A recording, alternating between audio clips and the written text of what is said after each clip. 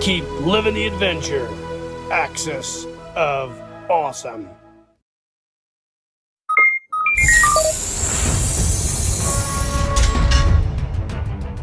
Incoming transmission.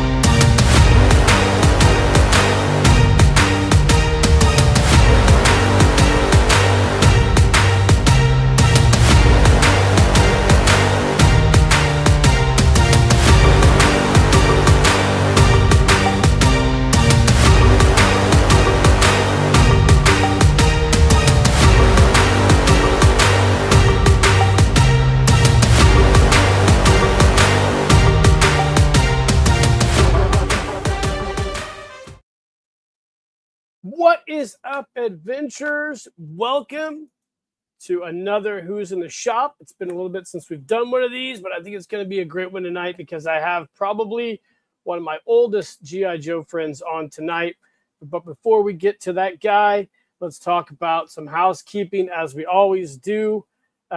First off, hit that like button for this live stream. It helps the channel out.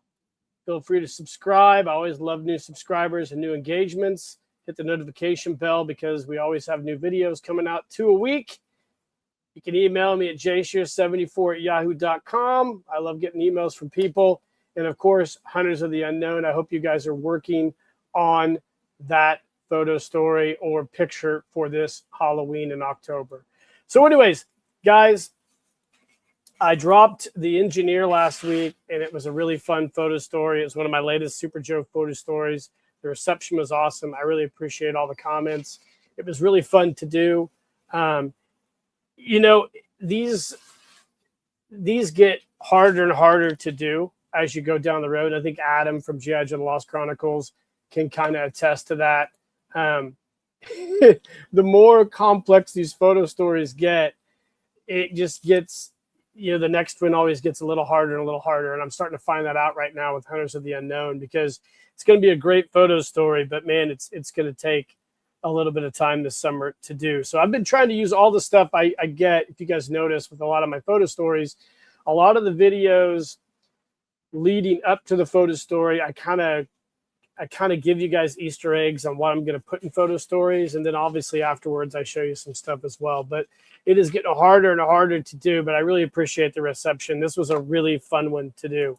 Got a brand new photos or video series I'm going to start dropping. It's from the attic. I do my collection close-up, which I've kind of made it through most of my stuff that I wanted to share in collection close-up, which is G.I. Joe stuff related.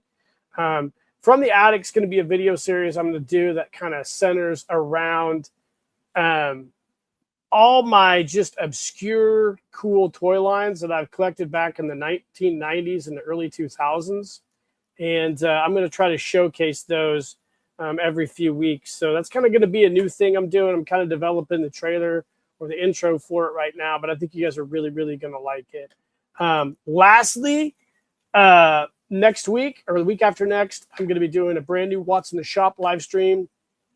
We're going to be debuting one of the new, I guess not new, we're going to be debuting one of the prizes for the Hunters of the Unknown. So you don't want to miss it. I started working on all the prizes. I kind of talked about the last Watch in the Shop, what I was going to do. I've kind of moved it from 3 to 5 prizes now because I really appreciate all the engagement and you guys taking the time to do this. So definitely get out and do something because we're going to I'm bringing the Wizard of Candy back in. I don't know if Death's going to be helping us draw this year. It could be another person. I haven't heard from Death in a long time, but his liaison told me that it could be somebody else helping us do the drawing this year. But the Wizard of Candy will be doing the drawing. So you don't want to miss it. But tonight, before we get to our guest, I'm going to show you my thumbnail for my Hunters of the Unknown. Hunters of the Unknown, the creature of Pikes Creek. It's going to be really good. I've got half of it shot right now. The back half, which is the core part of the story, is going to be done here hopefully this month, weather permitting. But it's going to be dope. I really, really am excited to share this with you guys. So be on the lookout for that. So, anyways, in all my years of doing G.I. Joe stuff, I've made a lot of friends. I have a ton of friends. I have people I can call really good friends. I have people who I can call just friends and acquaintances. But I think this guy tonight is in my current ecosphere of G.I. Joe people. I believe he is the oldest friend that I have. I met him probably back in 2006 or 7, I believe. And he's a part of the G.I. Joe, Central Illinois G.I. Joe Collector Club, one of the core members, and an awesome dude and a super fun guy. He's been to my house a couple times. I've been to several get-togethers with him. And tonight we're going to have him on the show. Finally, part of the 3D Print Mafia and an all-around awesome guy, a great creator, a teacher, and a super cool dude. That's Mr. Brad Curry of Be Active Toys. Brad, what's up, brother? Hey, Jeff, good to see you again. Yeah, it has been a long time that we've been known each other and have been a part of the Central Illinois G.I. Joe Collectors Club. It's been a great time all of these years. So, how's things down in Paris, Illinois? Oh, boy. The weather has been bipolar this year. We've gotten more rain than we have in the past. I know that. Like the last couple summers have been real dry, but it's not been dry so far. I'm sure the same up in Monticello, right? It is the same. We've had quite a bit of flooding and everything. Actually, Illinois is on record this year. I think we are over 200 tornado touchdowns in Illinois this year. So, Yeah, it seems like that tornado alley is keeps shifting farther west or eastward. yeah. So, yeah, man. So you and I have known each other. I was it probably 2007 or so that we met, or 2008. I can't remember. Yeah, I mean it's been quite a while. I I mean, remember the first time I met you, I believe, was at Mark Oates' house. Mark Oates' house, who used to be the curator and creator of Patches of Pride, which all of yeah, us in the GI Joe community know. I think we were at Mark's house in Urbana, and that was the first one I went to. And I met all you guys in the basement of Mark's house, and I'm like, wow, yeah, I didn't realize all the different dudes who collected GI Joe in my region. yeah. Well, and I don't recall, of course, Central Illinois because we're so spread out. I'm in Monticello. You're all the way down in Paris. That's like an hour and a half drive for me. Mark and I are a lot closer with him being over in Champaign, Urbana. So that's only a half an hour. But I mean, we got people going all the way up to like the Quad Cities and down into Springfield and even farther south down there. So and of course, we've got the Harris brothers that are all the way up kind of north. So I mean, yeah, we're pretty well spread all the way. So and it's been great. Of course, we haven't been that active since COVID, unfortunately, but um, yeah, it was always great to kind of get together and try to meet up at each other's houses, even if it was only 3-4 times a year. So, um, and I'm still kind of in contact with Mark. So although he isn't quite as active as he used to be, but so he's still posting, still kind of is on Facebook every now and then talking with everybody. So Does he still live in Urbana? I believe so. I know his wife. The last he and his wife. His wife is a professor at the U of I, and Ah, I know that once she retires, he had told me before they were planning on going back. He's originally from down in Texas, yeah, so yep. I believe they have plans on moving back and relocating to Texas once his wife graduates or once his wife retires. And I believe that she's probably pretty close. Speaking of wives, that was my wife that just kind of walked by there as you saw. So, um, but so it is officially, Jeff. I just wanted to let you know it is officially the weekend for me. So I kind of texted you. I've already been at my favorite watering hole. So here in Monticello, we had a place open up back last in January called the Green Door. It's kind of like a speakeasy. Um, Oh, it's kind of like my new favorite watering hole. Of course, it also helps the fact that we're small town Illinois, so it's like most of the people who are bartending and serving in there, and they make some really great uh, cocktails and drinks. And of course, my favorite is a Manhattan. So I finished teaching today at 4:30. Uh, my weekend has started, so I kind of most of the bartenders over there are like guys and gals that I went to high school with. You know what it's like when you're in small town Illinois. So they're friends. So every time we get together, we talk about old times and stuff. So I uh, so I was over there, and that's kind of I should have probably came in and tested. I know we were a little late, so I apologize for the little who delay on this. cares? I'm Um, glad that you're on.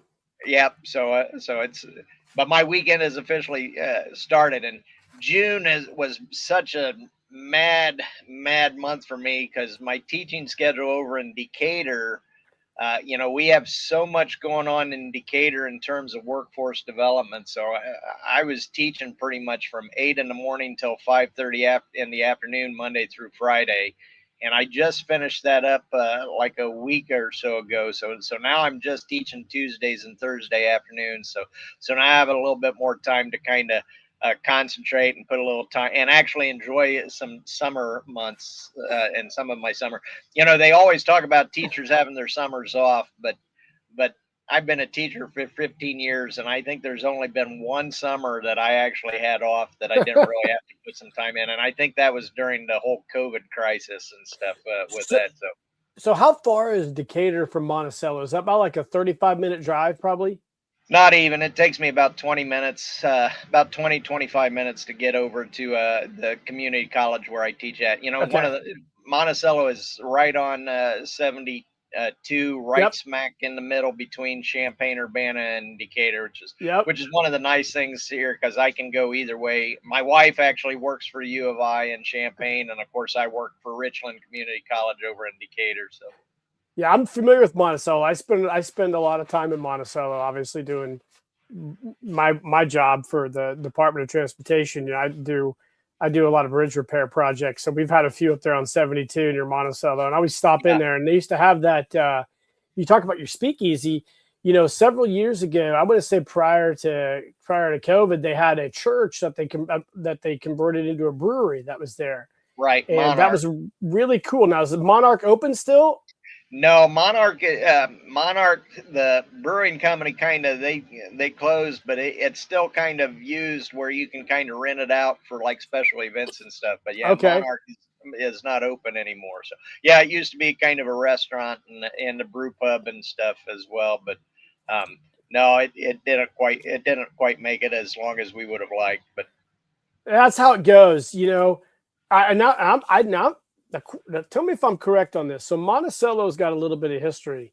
I believe somebody told me when I was going to school at the University of Illinois back in the 90s that Monticello at one time had the most millionaires living there per capita in the country. Is that true? yeah, we Monticello was in the Guinness Book of World Records Yep. for having the most millionaires living on the same street. I think we had that distinction. I think we did lose it sometime in the 1990s, but of course I grew up here. It's my hometown, and we moved away, and I started moving around in high school, and of course all during my 20s I lived out in Philadelphia before moving back here in That's right. 2004.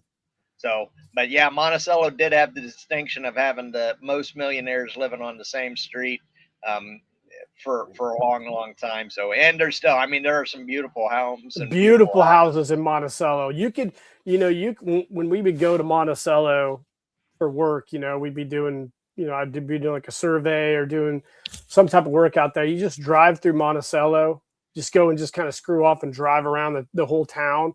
And you're like, wow, there are some Yeah, freaking houses here. And it's old. I mean, there's some yeah, old houses, yeah. Well, I mean, beautiful houses. the town, I forget what year the town was founded, but we used to have a huge manufacturing factory called Pepsin, Yep. uh, which Pepsin basically was a tonic oil of the 1800s and early 1900s, and that factory was in business, I think, all the way up until the 60s. Um, so, I mean, that was kind of where people made their fortune either on Pepsin or the farming industry or the railroad. Um, so, of course, there was General Cable when General Cable was around. There's a big manufacturing plant here for General Cable. So, yeah, there's been quite a lot. And, of course, right now, um, you should probably, especially with your kid, we've got the Railway Museum. So Monticello Railway Museum, they do like a every Christmas season. Of course, they do the Polar Express, so that brings a lot of people into town. And then, of course, the Pearl on the Prairie. So that's kind of what it's called. The Pearl on the Prairie is Allerton House, which Robert Allerton was a multi-millionaire back in the Yep, uh, Allerton back Park. in the days, and there's a beautiful home in Allerton Park, um, and of Yep. course that's a nice place to go see. When I was a kid growing up, you could never go into the actual mansion, so it is a full scale mansion.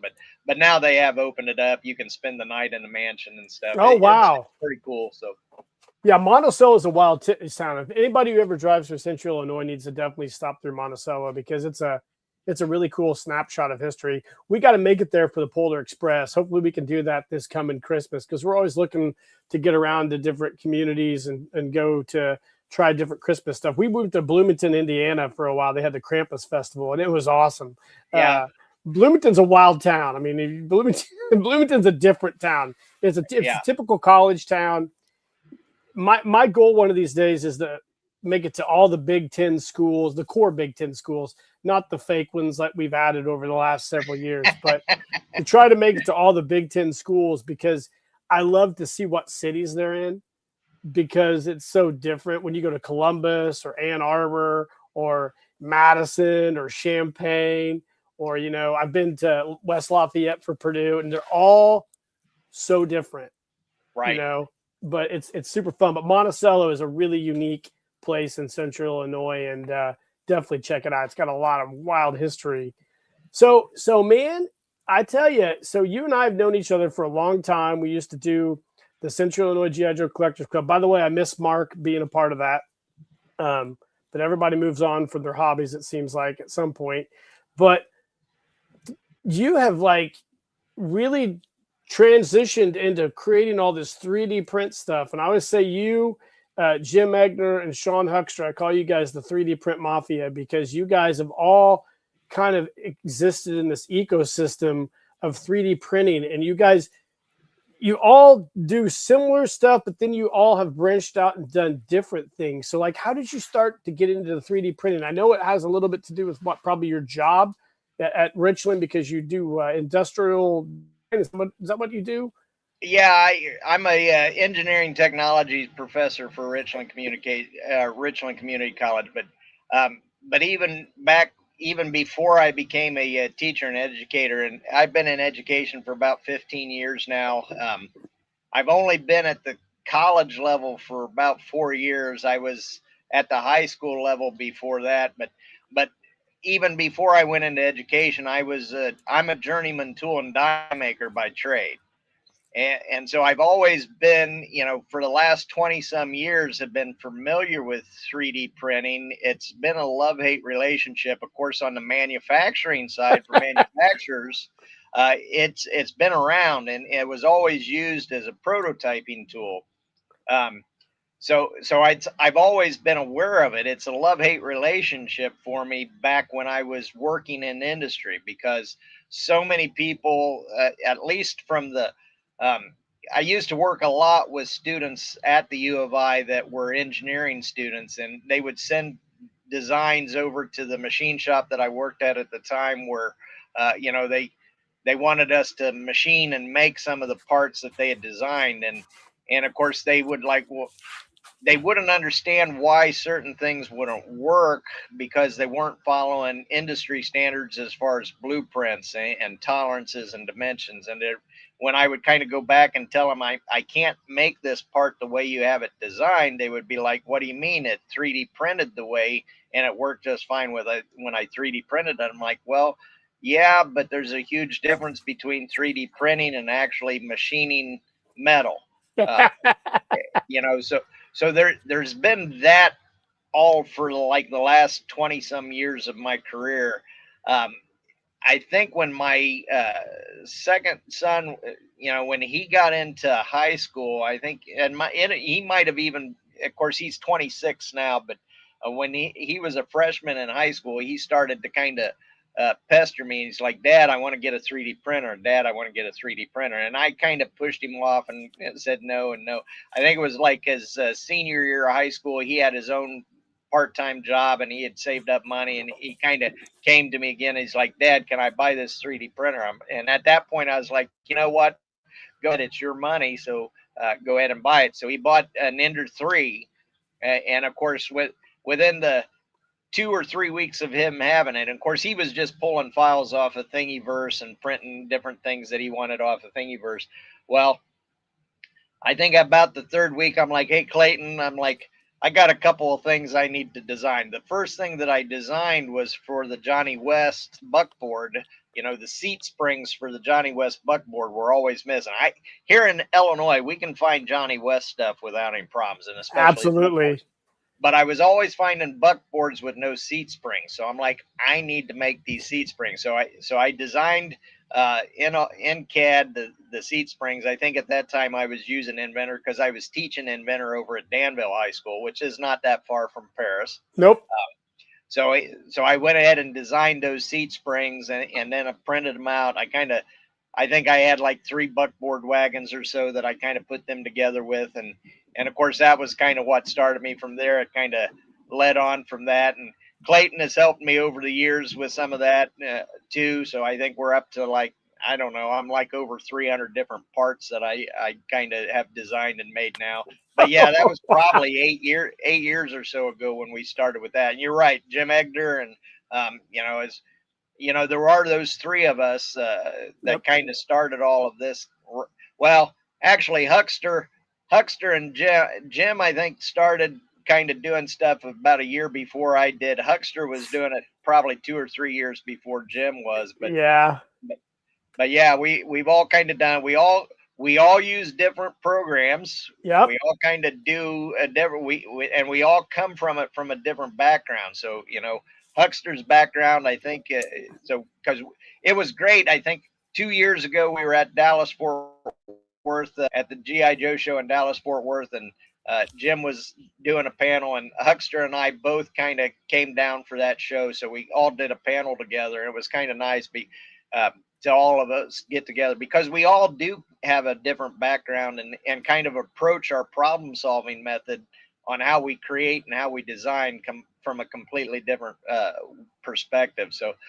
Which is one of the nice things about doing this. It's the idea of creativity, the idea of basically taking whatever your idea is, putting it into some type of a software, and basically then ending up with the solid model of that afterwards. And that to me, of course, from the engineering side, I've been in manufacturing and a manufacturing engineer for my whole career. So I just love to make stuff, and to see things go from an idea into an actual finished product. That's just fascinating that we as the human race can do this type of stuff. Well, that's pretty much been kind of one of the coolest things about the whole 3D printing movement to me is first off, it's like everybody's different design aesthetics. And you can kind of see when you look at each individual person's, in my opinion, when you look at each individual person's 3D print designs when they're making like an original creation in our ecosphere, like in our GI Joe 1/6 scale world, everybody has their own design aesthetic. Like you have your own design aesthetic when you make something. Jim has his own. Sean has his own. And then you see people who are starting to make like Robert, who's in the chat. Robert from Max Sog Adventures. Robert's doing some really cool, wild armor for his GI Joes. But everybody seems to have that design aesthetic. It's kind of like artists. When you see like a comic book artist, you can see like a really great artist like a Jack Kirby or a Jim Lee or a Todd McFarlane, or John Buscema, John Romita Jr., all those guys. You can look at their art and know, wow, that's their art because it's so unique to them. I think the same thing is happening with the 3D print stuff with a lot of people who are making unique stuff. Do you think that's kind of the case? Yeah, yeah, I do. So as I sit there and I think about when I open up my computer and go into my CAD software, um, I it's a blank canvas. So and then I'm using all of those CAD tools to basically draw and design, and I'm manipulating, I'm making changes, I'm doing different things with that tool. So it's different from pen and paper and pencil, like a artist or a painter would be, but it is still kind of using the technology. But and of course, coming from, I'm an old school industrial arts teacher. We call it industrial technology or engineering technology now, but it really stems from the old industrial arts. So I mean, there has always been this idea when we're talking about manufacturing and industry, the the juxtaposition between art and science, and going back and forth between the two. And the only difference really is, for me, from the industrial arts side and the industrial technology side, is there's a lot more rules that I have to follow, especially in terms of dimensioning and tolerances. And, as an engineer, Yeah. we've got to follow those standards.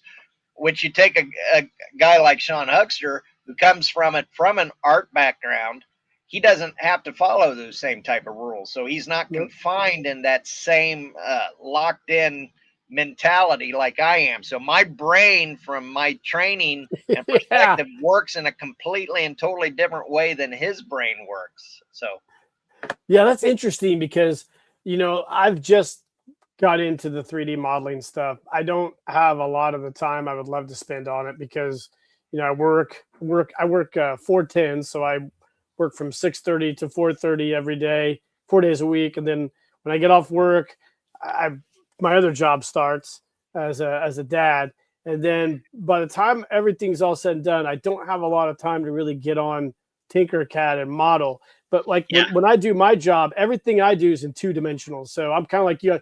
I create shop drawings for all my repair plans and stuff, elevation views, cross sectional views and stuff.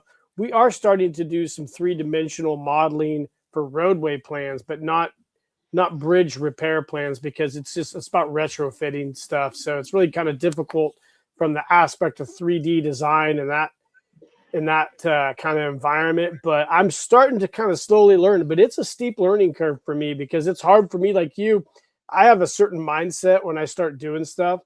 yeah. So And when I and get on Tinkercad, it's kind of like I've started to figure it out, but it's been a process for me. and there is a transition when you're going from 2D to 3D. So, but Oh yeah. you guys haven't switched over to Revit yet, No, we run or open any other road. type of BIM modeling. We run open road modeling, which is ours, which is kind of like the state's cheap Bentley design model for 3D engineering. So it's pretty intuitive. I know a lot of the younger kids who started uh, kind of grasp it a lot better than me. I mean, I'm getting long in the tooth, so Sure. it's Yeah.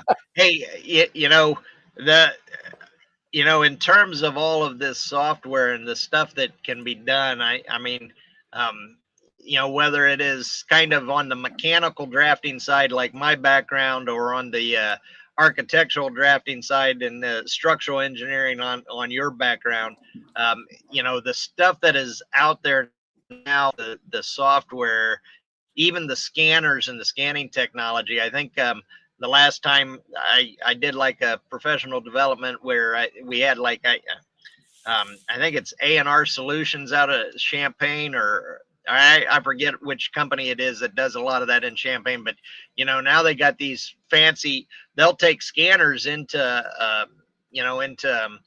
build site, uh, or an old building, and basically they run those scanners, and those scanners pick up all of the hydraulics, all of the electrical, all of the piping, anything and everything on those buildings. Those scanners pick up, and it kind of imports it all right into their software. So it makes it, when they have to go in and cut pipes and put in pipes, I mean, it makes the job so much simpler.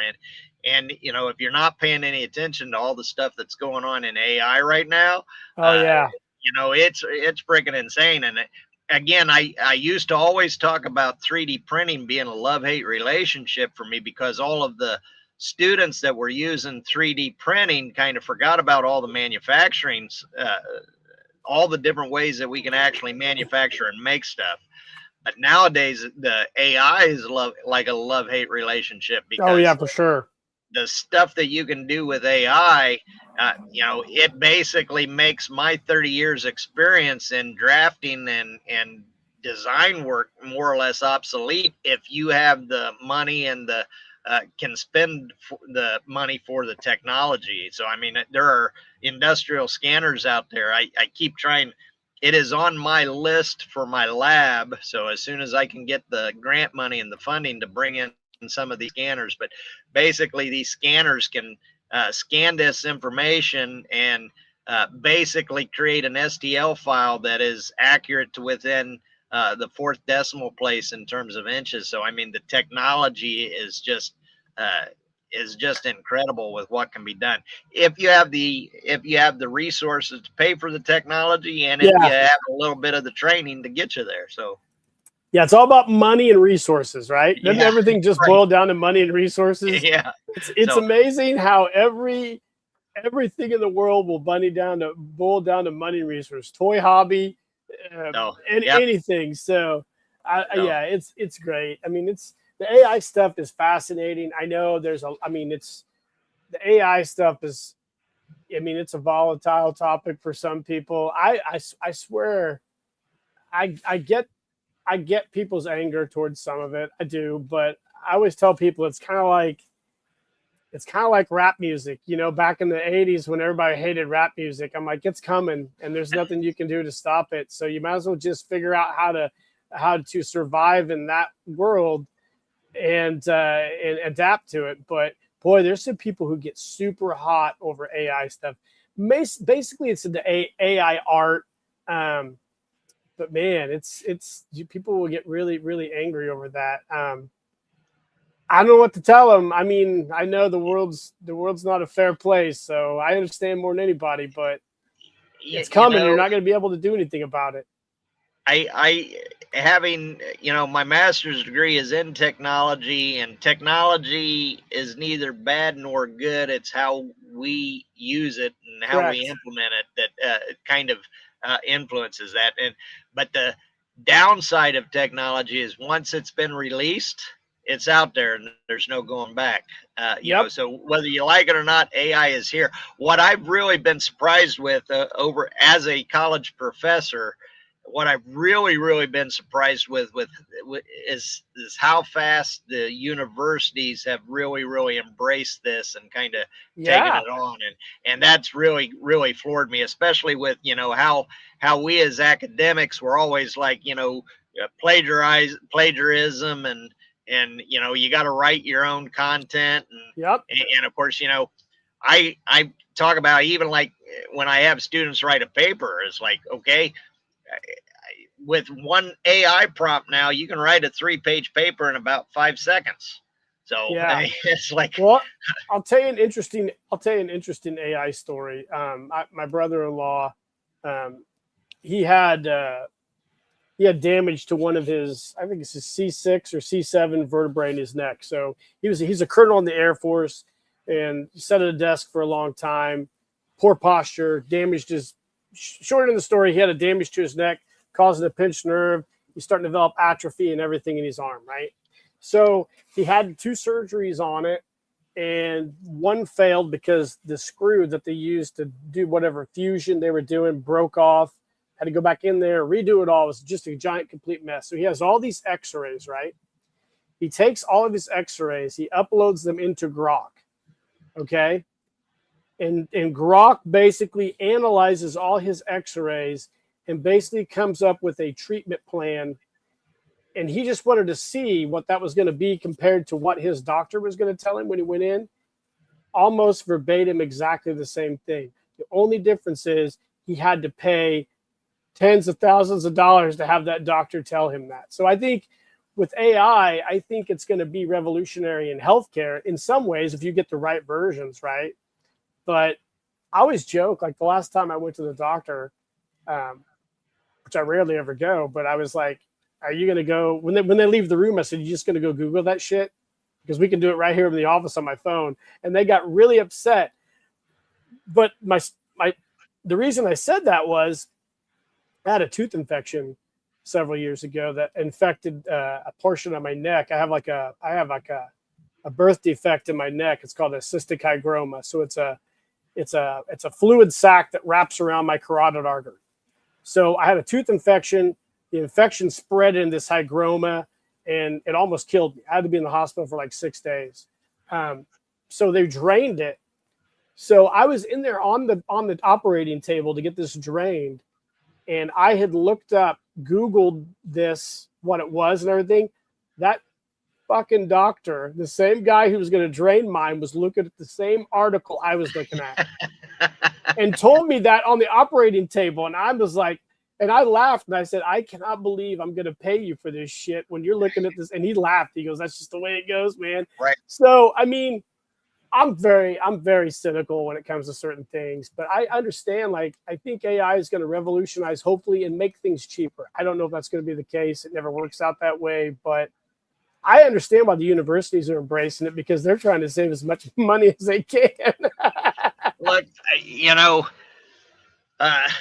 yeah, at first, like I said, it's still a love-hate relationship for me. On the one hand, so those that kind of learn how to utilize the technology, their efficiency and their productivity is going to skyrocket and go through the roof. Yep.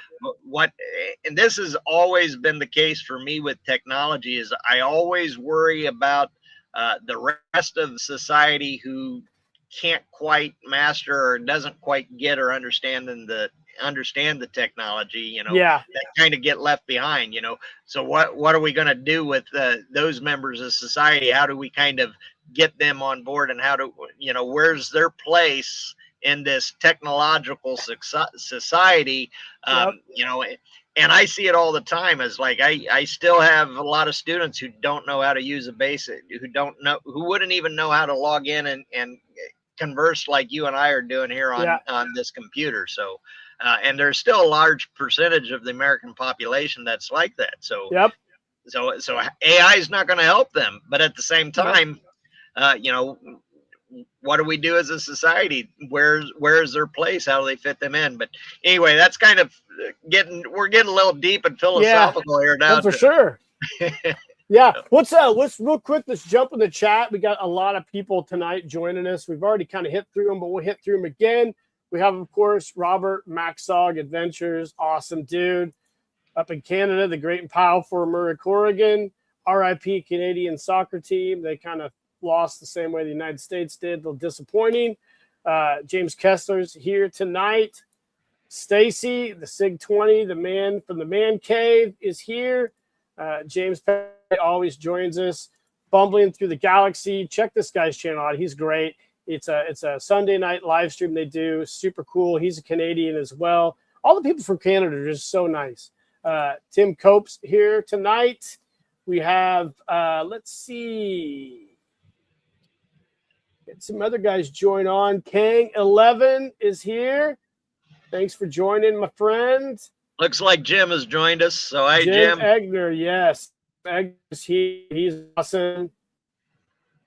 And that's about it for now. So thank you guys for joining us tonight. This is super fun. Brad and I went off an AI tangent. But so, man, let's jump back on to the G.I. Joe 3 printing world. So hey, what did you start off making? Jeff, before we go there, I'm just curious. So, we got Kentuckiana coming up. It's just a week and a half away. So I'm just curious how many people in the chat are actually going to be heading to Louisville in another week and a half too. So, because I'm looking forward to being down there at the Louisville show myself. So, yeah, I will have to see in the chat here. I need to make it to that show. I need to make it to the Kentuckiana or the winter show. Here's the reason. Everybody's always like, there's Paul Knapp's here tonight. Oh my gosh. Look at this guy. Paul Knapp used to be Paul used to be a member of the G.I. Joe community, but he shrunk down. He shrunk down. No, Paul's doing great. He's gone to that 1/32 scale now. Yeah, he's great. He has that. Those are some wild boys in that. So I I would love to go to a lot of those shows. My biggest issue is timing. So the shows are usually, uh, you know, in the summer when we do stuff, and also we are we're pretty cheap around here at the Shear household. So we drive everywhere. We don't hardly fly, um, and we have an old vehicle. So because I hate having a car payment, I refuse to have a car payment. So we have an old car in addition to my Toyota I've had for shit since 2008, I think, my Toyota truck. But so we're gonna get a new vehicle this year, and I told my wife and son I'm gonna buy them a new vehicle. I said when we get a new vehicle, we'll go to some stuff. So they're pretty excited because we're gonna go out to. My wife and I will be celebrating our 10th year wedding anniversary next year. So we're gonna drive out to Colorado where my best friend lives, and we're gonna take a trip, and we're gonna go get pictures with my son at the place we got married. So I'm saving to buy a vehicle. So I try to cash flow everything nowadays because I'm just that guy. I'm that Hey, psychopath. hey, I completely understand. I mean, of course, the Louisville show, since it's been going on, that's probably the predominant show that I do, basically because, it's only about 3.5, 4 hour Yeah, drive for me. great show. Yeah, but and fortunately, I'm lucky enough through Be Active Toys with and thanks to all of my customers who support and buy the stuff that I make, that kind of has helped me over the years to be able to go down to like the Dallas Fort Worth show with Greg Brown promoting and the DFW club down there. So, but Yeah. that's where if it weren't for the 3D printing, um, you know I wouldn't be able to convince my wife into letting me spend the money to go down to the DFW show or out to Allentown or out to Hershey Park or some of the other shows that I've gone to over the years. Um, so I do thank all of my customers for doing that because you do help me get to some of those shows where we can kind of meet up and talk. And so that's kind of great. So, and yes, Paul, I am still making 1/32 scale items as well. So Hey, I got to ask you. So when you go down to Louisville, do you go through Indy? I Or do. do you have you ever stopped at the Exit 76 Antique Mall? Oh yeah. Oh shit, that is a Yeah. wild place, isn't it? Yeah, so I usually pick up one or two items when I'm in there. So Oh, sometimes it's Joe related, sometimes it's just like a scale item, but or sometimes because GI Joe is my predominant hobby, and of course the Marks play sets and stuff are also a big time. But sometimes I just find some other toy from like the '60s or '70s that's awesome that I got to pick up as well. So yeah. Is it still pretty good? Is the Exit yeah. 76 still? Yeah. Yeah, well, I didn't go to the Winterfest. Of course, Winterfest back in January kind of got snowed out with that snowstorm. But Yeah, it uh, did.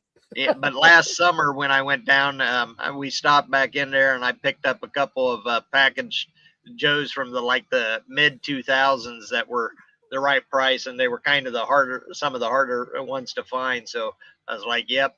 So definitely had to pick those up too. Yeah, Exit 76 is fun. We used to go there uh, before my son was born. We would probably make a trip there every fall to go there to like look for Christmas stuff or Halloween stuff, and I would always come back with GI Joe stuff. Yeah. I love it, man. Yeah, I'll bring something home. My wife's like, "Do you really need another GI Joe?" It's like, Yeah, I do. yeah, you just can't have enough. So, You can't. I matter love of fact, rescuing. I just scored. So my youngest. So, one of the reasons, I've been really really busy.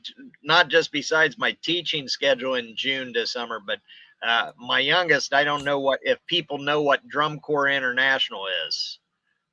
But Drum Corps International is like the elite of like marching bands. Uh huh. So my youngest, he's going in. He'll be a senior in high school next year. And most of Drum Corps are like college age students. But so he made it into the Iowa Colts Drum Corps, which is a world class drum corps marching band. So we took him over Memorial Day weekend and we dropped him off in Iowa He spent all June with the Corps basically rehearsing and doing everything for their show. And then he's more or less traveling the country this summer doing all of these Drum Corps international shows. So I drove up to my wife. She took some vacation time from the U of I the last week, and they have a food truck. There's 200 some members of this drum corps, so she worked on the food Wow. truck to feed all of these drum corps members. Um, and she was coming back in. So I think in the last week, well, we were in Rockford, Illinois, on the 3rd. We were in Glen Ellen and the Chicago suburbs on the 4th, where they were kind of doing marching. They were in different 4th of July parades, and then they left on the 4th and they traveled up to Wisconsin. So they went from Wisconsin out to Omaha, Nebraska, and then back into Des Moines, Iowa. So, and my wife was traveling with them on the serving on their food truck. So I went up on Wednesday. I drove all the way to Des Moines, Iowa, which is about a 5.5 hour trip for me from my house. Picked her up because she had to go back to work. So we drove her back. Now we are heading back to DeQuoin, Iowa tomorrow for this. But so the other time has been kind of going through and kind of supporting and kind of being with my younger kid. So, as a parent, you understand this now. As a parent, sometimes, as much as this is a hobby and I love it, sometimes my family and my kids kind of have to take place. So Oh, we're man, kind yeah. of looking, Oh, yeah. we're looking forward to it. But that kind of always kind of cuts into the place too. But man, if you have never seen any of these drum corps, uh, it's pretty incredible what these high school and college age students can do on a marching band. And it's not like your typical high school marching band because it's just brass instruments. It's like color guard and it's pit. So I mean, the sound and the volume of all of these brass instruments, your mellophones, your trombones, your trumpets. I mean, it's just pretty incredible. But so anyway, that's kind of um, that has kind of cut into my ability to kind of create some of the stuff there and have that design time that I'd usually normally be sitting at home. So if I haven't been doing that this summer to kind of go out and do that, then I like for the last 2 weeks, I'm usually probably sitting there watching watching soccer and watching everything with the World Cup, and I'm doing some design work while I'm watching the World Cup. So. Yeah, what's funny that you mentioned drum stuff because my oldest nephew, he's 10 years younger than me. It's kind of like a little brother to me. He was really into when they lived in Texas, when his parents or his dad was in the Air Force based on Texas. He got into drumming, doing the national drumming stuff, and he went to all these camps all over the country, and he did a lot of the drum stuff. So they were always doing the bands and all that kind of stuff and traveling everywhere to see him perform with whatever all-star deal that they had in Texas. But yeah, I am familiar with a little bit of that, and I am familiar with time. I always call them the time eaters because like I said, the reason I can't really go to a lot of these shows and things is because we're doing stuff all the time in the summer. The weather this year hasn't been the best, but we usually go hiking every weekend or do some type of activity to get everybody out of the house. But yeah, that's what I've been having a hard time with a lot of my photo stories because now that, my son's older, he wants to go out and do the photo stories with me. So he wants to go to the deep woods and do all this stuff. But when we get out there and dad wants to set up and start doing his photo stories, he's like, wants to go do something else. So he's been watching these dudes in Malaysia. I don't know if anybody out there in the chat's familiar with these guys in Malaysia who are in China, I think too. They'll build these giant scale hydraulic dams. So they'll pour the concrete, they'll form everything up with foam, pour concrete. They'll build like a hydroelectric dam and shit that powers lights. And we have a creek we go to all the time. He's like, Dad, can we go do that? I'm like, no, we can't do that. I said, we don't even, I said, dude, we don't even, there's no way for us to. I tried to explain to him material science.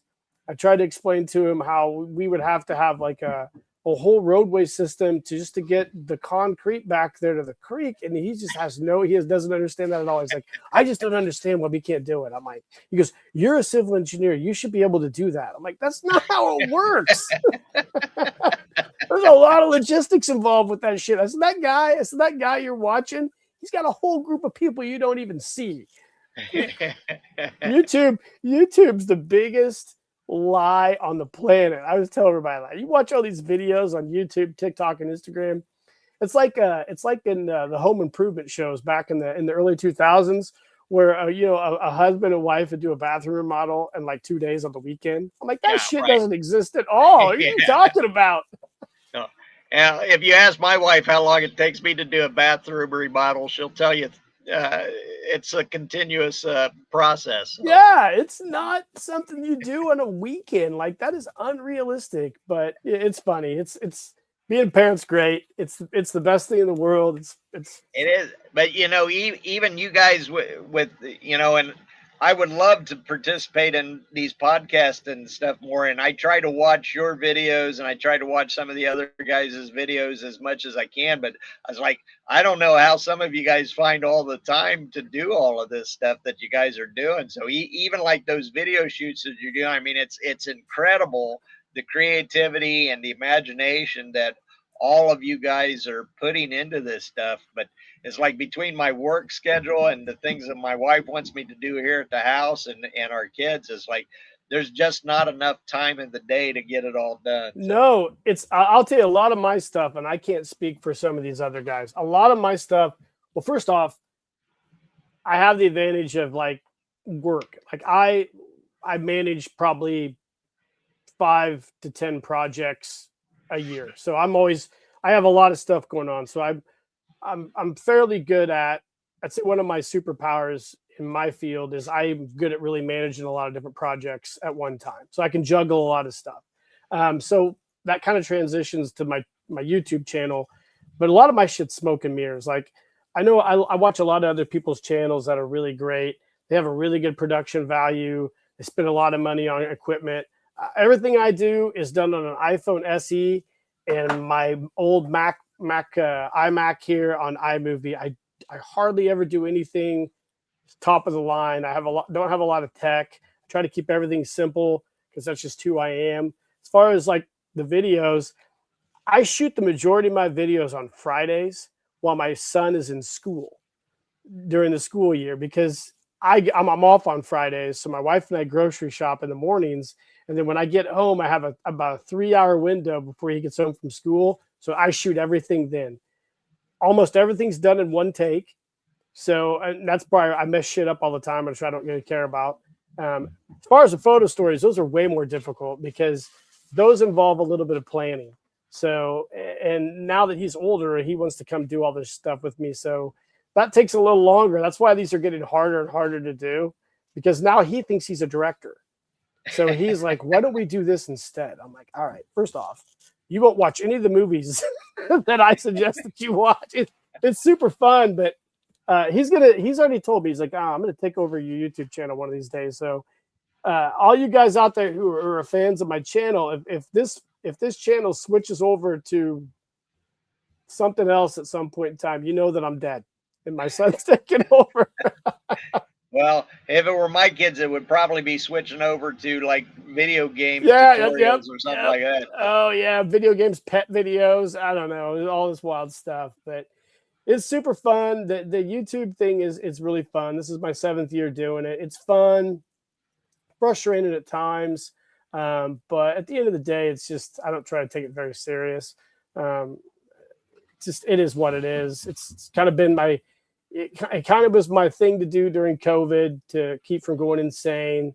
And then it just kind of morphed into this. And then I'll tell you the hardest part, and I think Stacy out there can probably attest to this. The hardest part is the live streams for me because getting guests is the hardest part because I have to, my schedule's on a Thursday because that's when my best time is.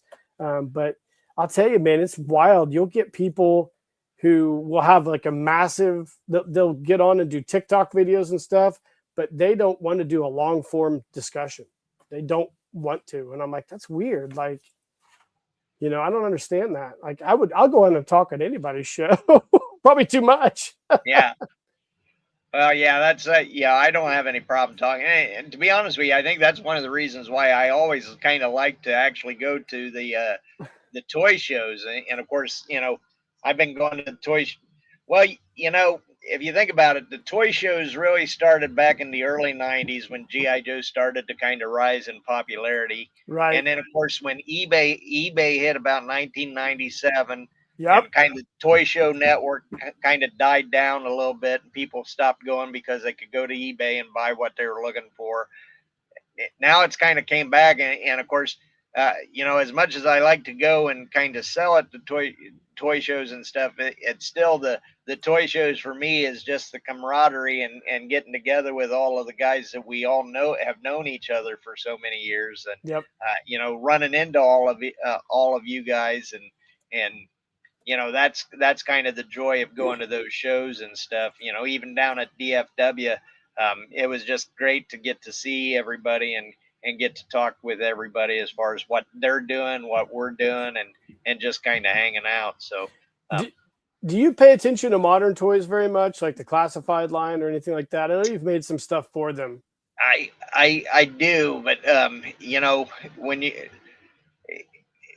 you only have so much room to collect, and yeah, so I go into, of course, I don't know if you remember, I used Be Active Toys, we used to have our brick and mortar store there in Tanger Outlets in Tuscola. um, Absolutely. Yep. and so I've been going to Toy Fair, even what, like back in the '90s, I would go to Toy Fair, and I was buying direct from Hasbro and Mattel and some of the big guys back then, when we were, back when Star Wars and Star Trek was all the phase, and all of the Star Trek conventions, the Star Wars conventions were huge. I was doing stuff back Hmm. then on the East Coast when I lived in Philly. Um, so I mean, I've had my hand in the toy industry for all of that time, so I still pay attention to it. My wife jokes around. She's like, "We can't go into Target without me going down the toy aisle just to see what's Me too. going on in the toy aisle." So, I um, know. and, and we were up in Chicago. She wanted to stop. We had about a 20-minute window before we needed to be at the parades for in Glen Ellen, Illinois, for the parade to see my kid, and she wanted to stop in the Target to buy some lawn chairs because we needed new lawn chairs. Well, she went a different way, and I was like, "Okay, I'll meet you back up at the front." And I knew I couldn't tell her that I was going to go to the toy aisle to check the GI Joes, and they did. There were two. They had one of the, I don't know, it was a Toxo Viper, or I forget which one of the Vipers it was on the classified collection that they had at that Target. And I was like, I had it in my hand. I was like, "Oh, do I buy it?" Yeah. Here's my thing with the classified. I'm like looking at it at $28 or $30. I just can't bring myself to pull the trigger I for get that. you. Yep. They're cool. I think they're awesome. I hope that everybody that's into them goes out there and supports it, because that's really what we need to get the message out to Hasbro that there's still a market for this type of stuff. Yeah. It's just when I'm looking at $30 and kind of, especially now that I can kind of design and make my own stuff, that's probably where the 3D printing has kind of changed my collecting habits. Because now sometimes I look at stuff and I'm like, yeah, rather than spend the money, I'll just go ahead and make that myself. Yeah. Me too. Which before I probably would have just went ahead and bought it. But You know, it's interesting because, I've spent the majority of my life as a collector doing 1/6 scale back when, GI Joe the classic collection was around, and Dragon models and Blue Box and all those guys. And I remember vividly the bubble that formed with the 1/6. You got Hall of Fame came out in the early 90s. Then we got Classic Collection. Then Classic Collection started to kind of really grow. Then 21st Century Toys came on the scene and really pushed Hasbro. There was a nice competition, healthy one between them.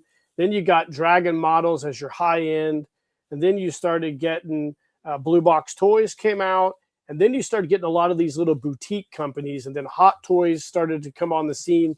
And then you saw this big bubble for the 1/6 scale kind of form, and it just kind of burst, right? In like the early 2000s.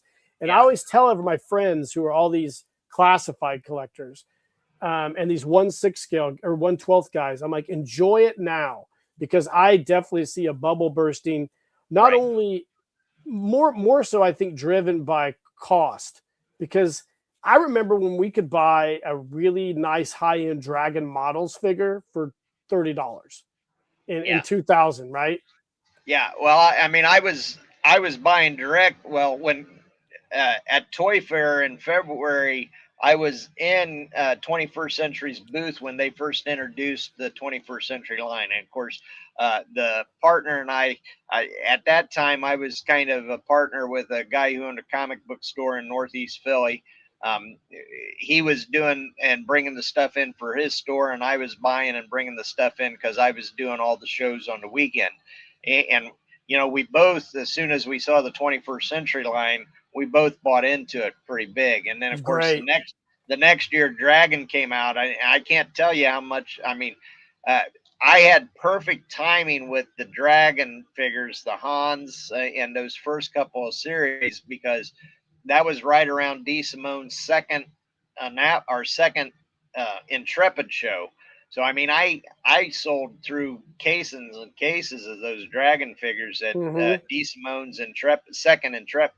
It wasn't the '94 Intrepid show. I think I don't remember because sometimes I get confused. I think this D. Simone went back to the Intrepid in '99, so I think it Hmm. was in That '99. sounds about right. Yeah. No, and of course, in '97, when I was at the D. Simone's Annapolis show, that was right when the classic collection was coming out. So I had Yep. cases of the classic collection, and Barry Pippin was the dealer right next to the booth that I was. So I had my booth, and Barry Pippin from England was right next to me.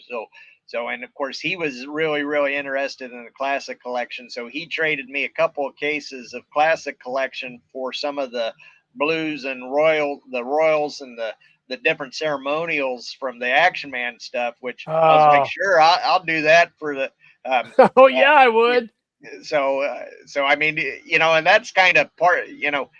I say I'm a collector, I'm a dealer, but it's trade, it's barter, it's like I think we're always kind of doing back and forth, and yeah, you know, all of these things are somewhat cyclical. Um, Yeah. so that just kind of like I dabble in comic books too, and comic books were at a high and then they're at a low, and so I always say, buy what you like and what you're interested in collecting. So yeah, we pay some attention to the value of some of this stuff, but at the same time, when I do buy, I just bought a collection. Like I said, I was on my way to Des Moines on Wednesday. I had saw a guy had posted a big collection of all of the '90s and early 2000s 12-inch Joes. He was like northeast of Peoria, so I got up earlier than usual on Wednesday to drive to this guy's house. I met him at 7 a.m. to buy this collection of classic collection Joes. I mean, I picked up, I don't know, like 40 some 1990s and 2000s Joes and a bunch of vehicles and stuff to go along with it. Uh, our Subaru was filled with all of this collection. And my wife took a look when I pulled into where she was at to pick her up at her suit. She looked at the back of the car. She's like, "Where's my suitcase going to go? I could fit it in. I could got it, but I but can we make it made it work. back home and stuff." So it's like I buy what I like and what I'm interested in.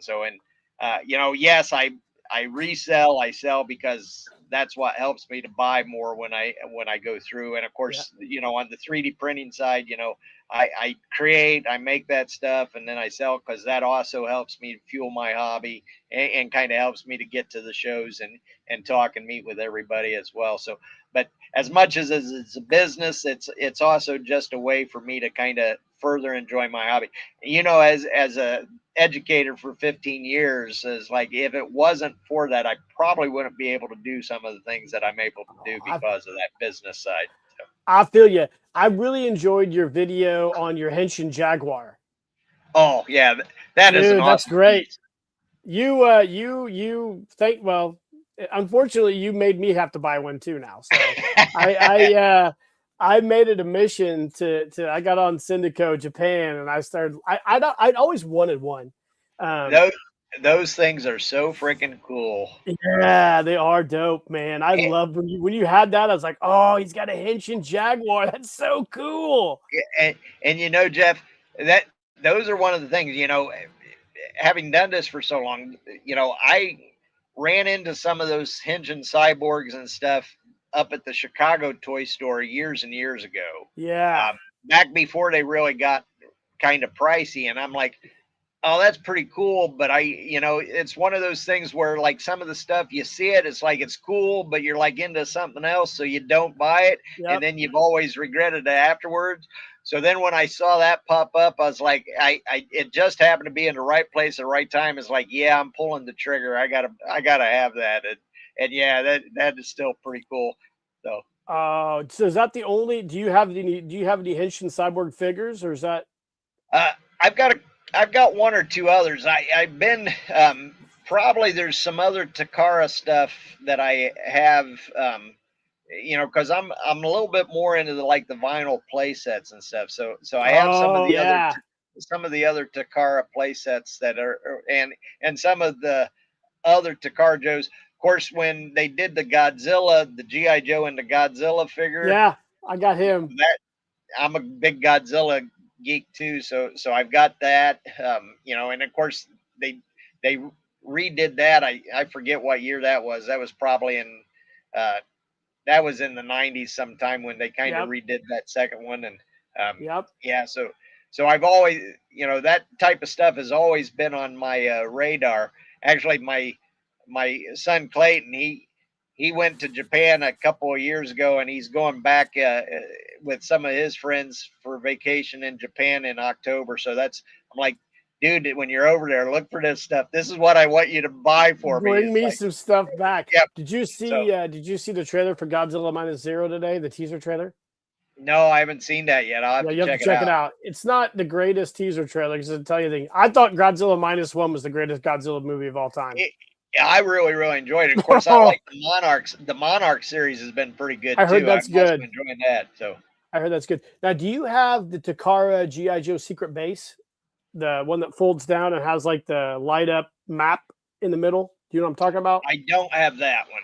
No. Oh, those are Uh, so cool because I, I always thought when I saw one the other day, I'm shocker to everybody in the chat. I was on Syndico auctions the other day.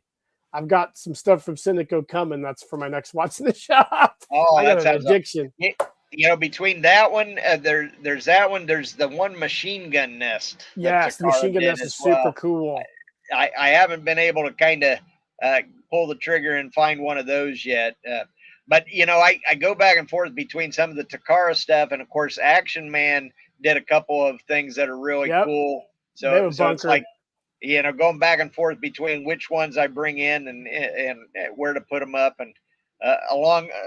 So you guys can't see it from there, but on the other wall, I got uh, one shelf that's got all the Major Matt Mason stuff that's up on that with all the different Major Matt Mason play sets and stuff, which to be honest with you, Major Matt Mason was before my time. I mean, I was born in 1970, so Major Matt Mason wasn't around when I was a kid. But you know, having been in the manufacturing industry and you know, I've got some things that I designed and that were, so I always kind of had a part in when I was in manufacturing in the aerospace industry. And I have some of my designs that are up on satellites and stuff. So I have this fascination with space themes too, and so that's where the Major Matt Mason ties in, and those alien figures are just kind of freaking cool as well. So I got too much going on, to be honest with you. At some point, my wife always tells me, it's like, you know, especially as we're starting to get older, she's like, you just better not die and leave me with all this crap. So That's what man. My wife's a lot younger than me, but I always tell her that too. I'm like, well, this is what you need to do if something happens to me. But I'm like you. I collect a lot of different stuff. I'm kind of like I'm ADD. I shouldn't say ADD. Maybe I am, but I'll see something, then I'll go down a rabbit hole, get it, bring it back, then I'll have to make a photo story for that to incorporate it on, and it just becomes really convoluted after a while. So I've really been trying to to kind of regulate that because, well, recently I'll show you guys this with the help of Andy Hacera. I just restored this Oh, you got pulse. Hypnos. Yes. So I got a video dropping next Friday. I got two of them. Um, so this is fun. I've got to incorporate this guy into my Super Joe universe. So I mean, this is such a wild figure. It is. Well, and you had that Zimbot figure too that you were using as well, and that's another one. Yeah, I I've been wanting to add that Zimbot to my collection for a while. I just have not found it at a price that I wanted to pay for. It's like, um, so I went up to the toy soldier show that's in Indiana, that's up in northern Indiana. So, okay. and there was a guy that had the Zimbot there that but he was just a little bit more than I wanted to pay for it. So it's like I just haven't been able to do that. But those kind of oddball, that's as far as my collecting passions. Those oddball things like that have Me kind of too. been the rabbit trail that I've been tracing and tracking for about the Yep. last 3 years now, including like all of the Mr. Action type stuff. Uh, Yeah. so the outfits on the cards. So I've been buying. I've never so I've been package collector from time to time, and then I've sold it off but the Mr. Action package stuff, just because the artwork that's on the packaging, even though the outfits are okay, but they're not quite the same quality as Hasbro and GI Joe, but the artwork is still pretty cool just to have that. So I've kind of been on that.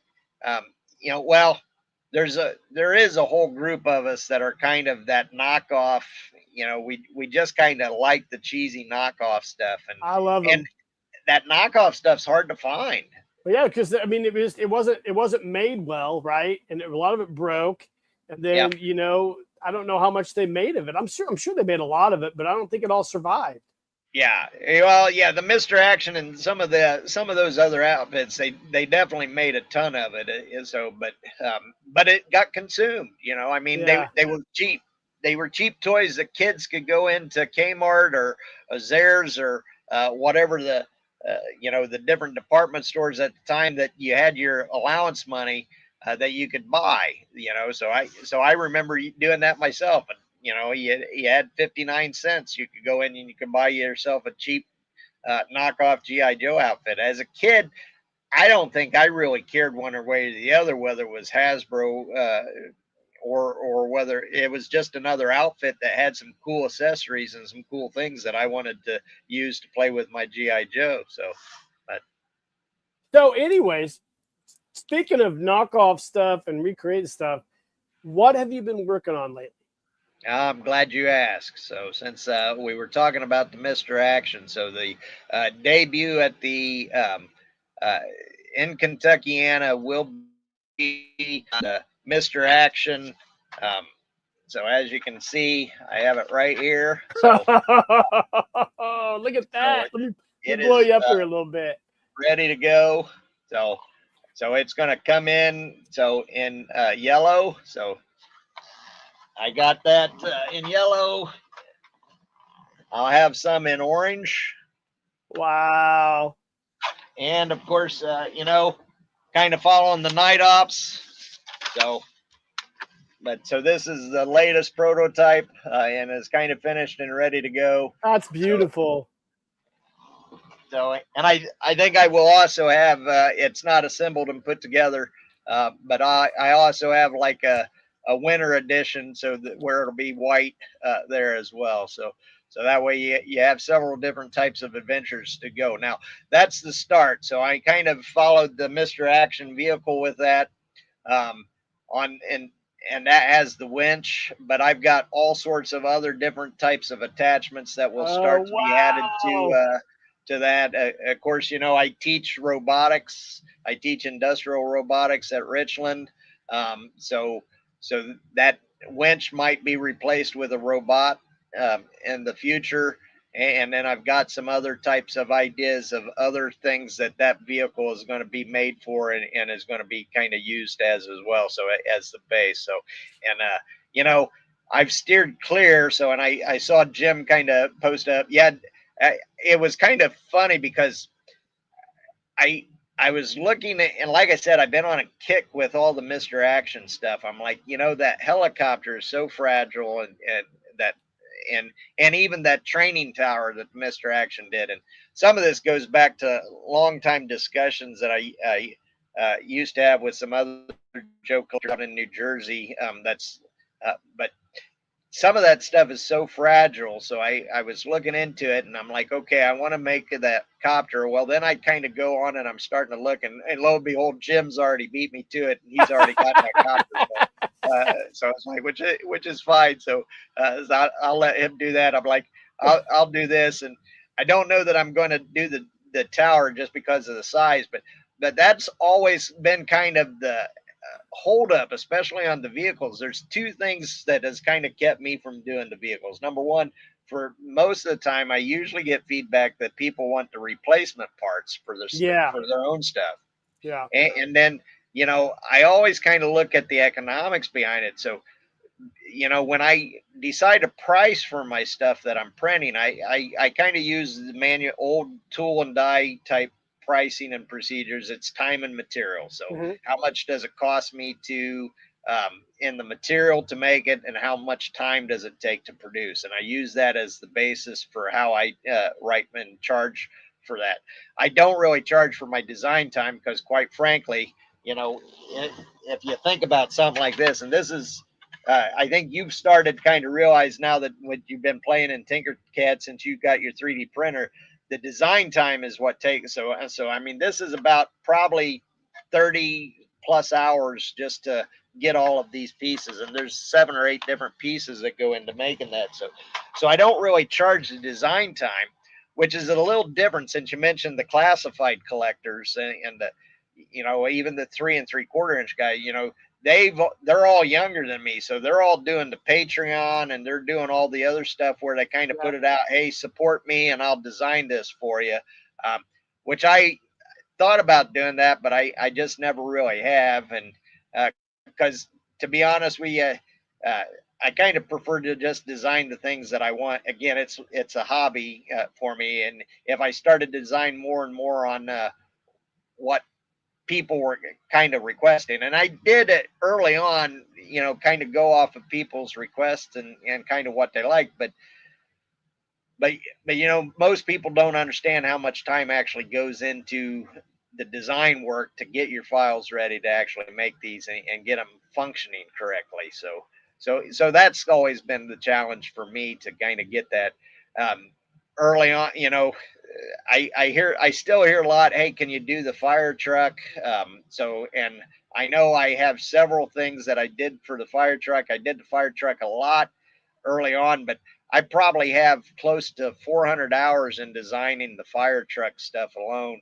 And the reality was there just wasn't enough interest in parts for it to ever kind of justify and pay back and kind of pay for that design work. So that's always the business side of stuff when you're taking it into account. So, not that I want to make money on this or that I'm looking at making a fortune, but I'm always weighing, okay, uh, the business and what's going to bring me enough to kind of cover all of my expenses and my costs for my hobbies versus what that time is going to do when it takes away from my family and the other stuff. So it's always kind of a balancing act on that. And, our shortest commodity, of course, is the time to be able to do all this. But Yeah, I'm like you a lot. I mean, I usually make and sell stuff to finance the stuff that I buy. It goes all the way back into the YouTube channel. So I try to keep it all separate from my personal life and stuff. And that's kind of what I do with like the stuff that my mom sews for me because she enjoys sewing. And we collaborate on a lot of stuff. Like I know, like I'll buy fabric off Spoonflower that think camouflage patterns that I think are cool, and I'll even like back to AI. I will use AI to recreate camouflage patterns like that are weird, obscure patterns, like maybe a Mr. Action camouflage pattern. Not that they made him, but other camouflage patterns, I'll use AI to recreate those, and then I can upload those to Spoonflower and get them printed off and make that fabric. No problem at all. But I'll do short runs of stuff and have my mom sew it, and I'll tell her what I want. But she spends all her time sewing all that stuff and designing everything. So, and I don't think people realize out there, like especially when it comes to making custom stuff. And I know Robert from Maxog can really attest to this. Yeah. I don't think people really understand what goes into creating something because they're kind of spoiled by big time manufacturers like Mattel and Hasbro, who have a giant workforce. But like, that's why custom stuff's so expensive, is because it's time and material, more time than anything, Right. So, Well, and that is one of the nice things about 3D. Well, yeah, people don't understand the economics behind all of it, so or the time involved. And when you take a company like Hasbro, of course their Hasbro is doing a lot of 3D printing on their prototypes and their figure designs and stuff, and their paint masters before, but then to produce on the scale that they need to actually make a profit, there's mold, they got to make the molds, and those molds are costly. So I mean, so there is an economy of scale. So, and for me, so usually if I'm making and doing a design, I'm hoping that I'm going to be able to sell 50 to 100 pieces. That if I can sell 50 or 100 pieces, then that I figure has covered and paid for my design time. yeah. So if I spend 10 hours designing something and I only sell 2, well, hey, the economics just aren't quite there. So, but and I, having long been in manufacturing, so I know what those costs are and what there's involved. I don't really expect most people out there to kind of know and understand those economics, but when if you're one of the types that's asking people to kind of do this, understand that's the reason why sometimes you don't see some of the things designed and printed, because uh, you know if it's a really obscure item, so if I'm only going to sell a couple of pieces, it's probably not really worth it for me to go ahead and try to design it and put that time into it. Yeah, I think it's important. That's what I tell everybody when I like get a product from all you guys and I review it on my channel. Like I think it's important to support everybody who makes stuff, even if it's a small scale or a small production run and stuff. But like, it's important to buy from Cotswold. It's important to buy from you. It's important to buy from Jim Egner.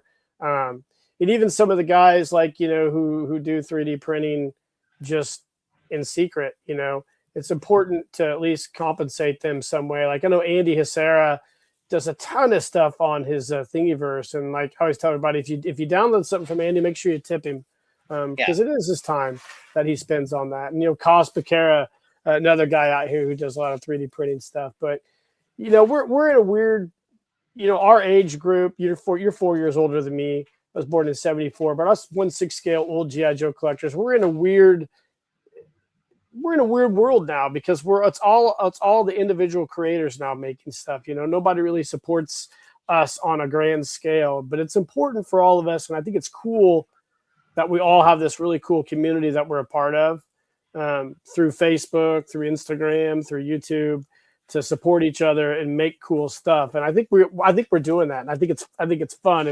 And I also say, I say that from the photo story standpoint. Like a lot of us, like me and Adam from G.I. Joe: The Lost Chronicles, and some of the other guys. Unfortunately, the guys in England can't really get the stuff that we have over here, which really sucks.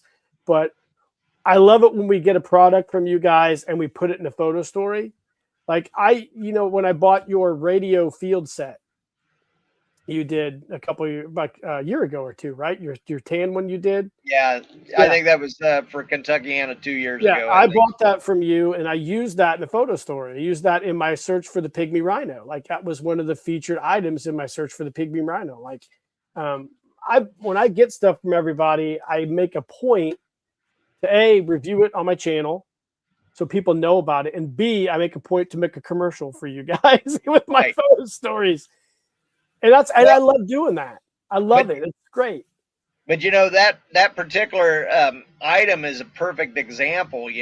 So it's just the field radio, but if you're making one, it's going to take you an hour to assemble and get that taken care of. So Oh it yeah. just doesn't make any sense to make one. So it's like when I made them. Yep.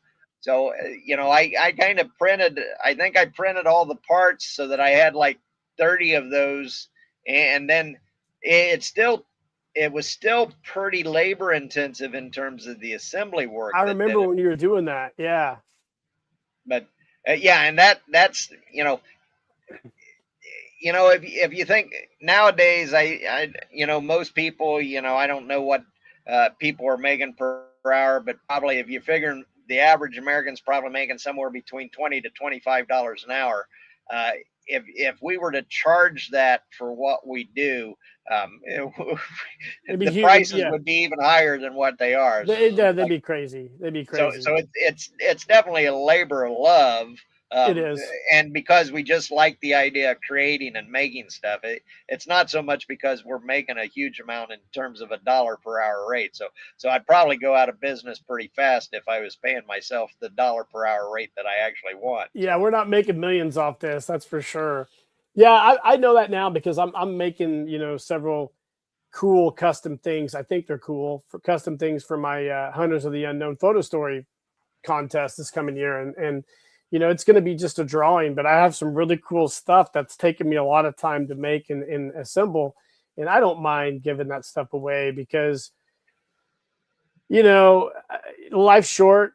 There's a lot of good people out there, nice people, and I'm one of those guys that operates on the hermetic principles, like, what you put out in the universe, it comes back to you. So I'm kind of like that in a lot of ways. Like, obviously, everybody who comes on the show, I try to send everybody something. So I'll be getting your address and sending you something after the show, something unique and cool for your collection. But yeah, it's just that's kind of been my thing with the classified people. They're kind of spoiled. I see all of them in the comments. I'm like, you guys are just so spoiled. Like, you guys don't even understand like what it was like to go through the long time without GI Joe, and then they are very spoiled from a lot of standpoints, and I don't understand it sometimes. Maybe I'm too old.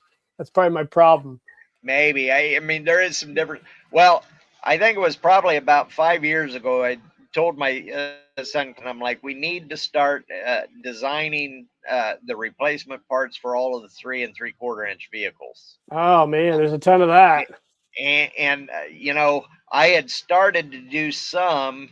Um, he just didn't really have the time, and I didn't really have the time either. And then, of course, about a year after I had that discussion with him, of course, now there's all sorts of guys that are out there doing the Yeah. design work on the 3 3/4 inch vehicles, and of course, they're replicating all of the 3 3/4 inch vehicles for the 1/12 scale and so forth. Yeah. And it's interesting to me watching and listen to some of them bicker back and forth as far as who designed it first and who should have the rights to this and that. It's like, Oh, well, they're petty.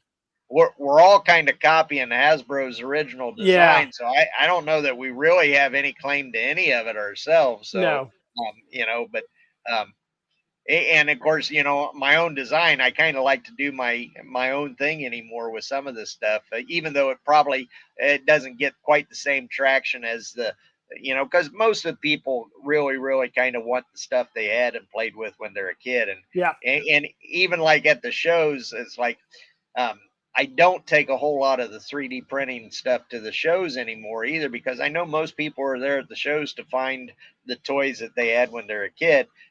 They'll buy the 3D printed stuff as an extra or as something uh, additional if they really like it or if it's really cool. But that's not the main thing that they're going to the shows for. They're really trying to find those toys that they had when they were a kid. So it's always kind of an interesting challenge on that to kind of figure that stuff out as well. I'm always trying. My new thing is I'm always trying to find a toy my son will like, because he he he has the unique experience of being with me all the time and seeing everything that I have.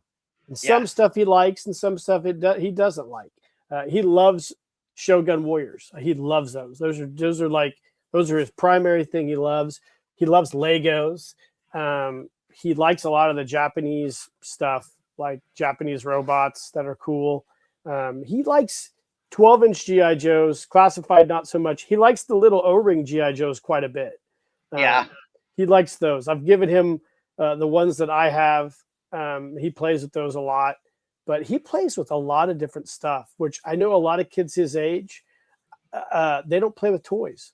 He plays with toys. I mean, he'll go out in the backyard and he'll Yeah, but grab a Tonka truck and just dig in the yard forever. don't you think some of that's directly related to that you're out there and you're playing and you've kind of Yes, influenced him that too, you know? 100%. So because I kind of had the same thing. I know that there are a lot of kids who don't play with toys, but again, you know, there are so many different distractions out there for Yep, kids nowadays, and of course most of it kind of falls right back to the technology and to the cell yep, phone and different apps or video games. And you know, I always tried to kind of instill that with my kids, in terms of the toys and actually trying to use things where they, and play with actual objects that they could manipulate and use their imagination with. You know, I've got 4 kids. You know, um, some of them were really into certain things and were like that, and then others yep. didn't. So, and of course, you know, our oldest was more into sports and really wanted to kind of play baseball and spent most of his time outside playing baseball. Um, so sometimes I kind of regret not going out and playing catch with him more, so that I should have, because that was what he loved. You know, so I think sometimes as a parent that's more probably important, and sometimes our kids mimic what we're interested in when they're of a certain age until they kind of figure out what their own thing. And I sometimes, if I look back as far as some of the mistakes I made as a parent, you know, having a love for GI Joe, I think I probably tried to force GI Joe somewhat a little bit too much on my kids, where I probably Uh should have kind of, you know, Clayton is a big transformer. He's really into the transformers. huh. So it's like, and I did kind of encourage that. Our youngest Egan, when he was, you know, between the age of 4 to about 8, he would come down and he and I would set up the 12-inch GI Joes and play with that. But then he got into totally different things and stuff, and you know, so I some of that stuff I would try to take an interest in and try to do, and some stuff I didn't. So I think sometimes it just has to do with the parents and how involved the parents are on Yeah, actually using and playing with that, with the stuff with their kids. yeah. I think you're right. I think you know, as far as GI Joe's concerned, like I would when he was little, like I would kind of keep all my GI Joes put up high. When he'd come down in the workshop or my office, he'd see him. He was like, "What's that?" And I got some GI Joe. Can I play with it? No, you can't. No, that's Yeah. too it's too expensive. And then after about the 30 billionth time, I finally gave him one of those Guyper Mans to play with in the bathtub, and then he fell in love with that figure. He completely wore it out. And same thing with Shogun Warriors. I had a shelf of Shogun Warriors that I had restored for him when he was born, in the intent of giving them to him if he liked him. He just wanted those like from day one. You know, when he was able to walk. So he really has loved all that stuff. But yeah, there's other things like other stuff that I'll have up in my my toy closet that he'll go look at, and he'd be kind of be interested, but he doesn't really want to mess with it. And then there'll be stuff like he's like, I absolutely can we bring this downstairs and play with it? It's all vintage toys usually. Yeah. It's Well, weird.